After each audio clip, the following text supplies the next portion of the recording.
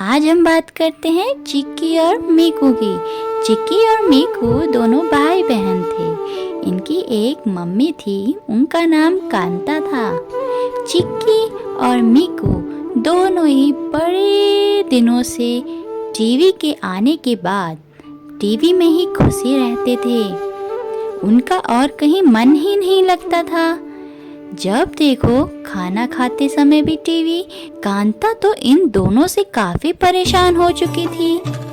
वह बोली, अरे जब से इस घर में टीवी आया है, ये दोनों तो और किसी काम में मन ही नहीं लगाते हैं। अब इनका मैं क्या करूं?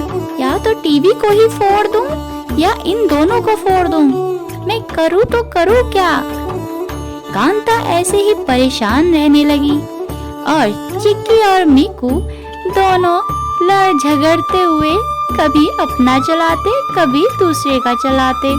चिक्की, अरे तू कब से देख रहा है? दे रिमोट इधर दे मुझे। नहीं नहीं, तुम कब से देख रही हो? मुझे पता है ना, कब से अपना नाटक लगा के बैठी हो। अब मेरा टाइम है देखने का, मुझे देखने दो। मम्मी देखो ना, भैया कितना शोर मचा रहे हैं। तब से रिमोट लेके बैठे हैं, मुझे नहीं दे रहे हैं।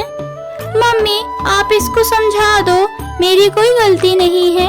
रिमोट अभी तो मैं ही लूंगा, अभी मेरा फेवरेट क्रिकेट का मैच आ रहा है।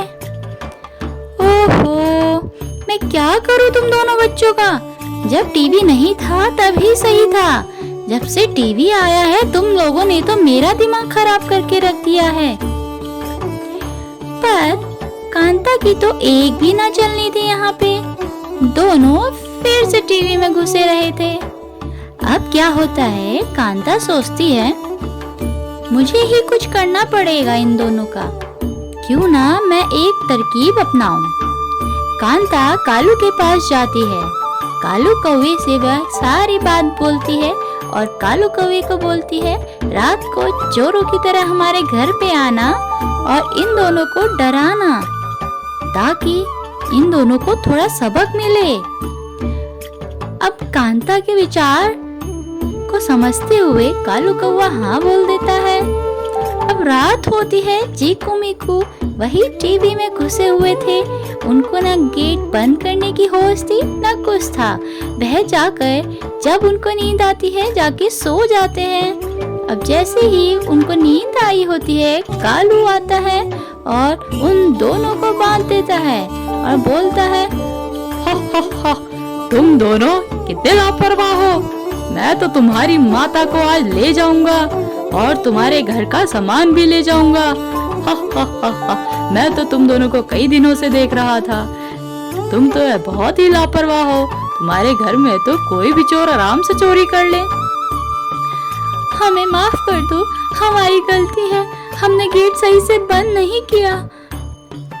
हमारी मम्मी को छोड़ दो, इसमें उनका कोई कसूर नहीं है। भले ही हमारा टीवी ले जाओ, इस टीवी के चक्कर में ही हमारा ध्यान भंग हुआ है। इस टीवी को ले जाओ यहाँ से।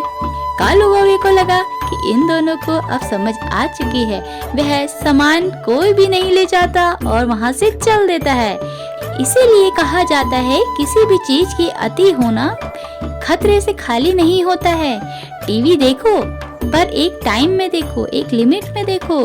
ज्यादा चीज की अति खुद को संकट में डाल सकती है। अगली कहानी के साथ फिर मिलेंगे, तब तक के लिए बाय बाय।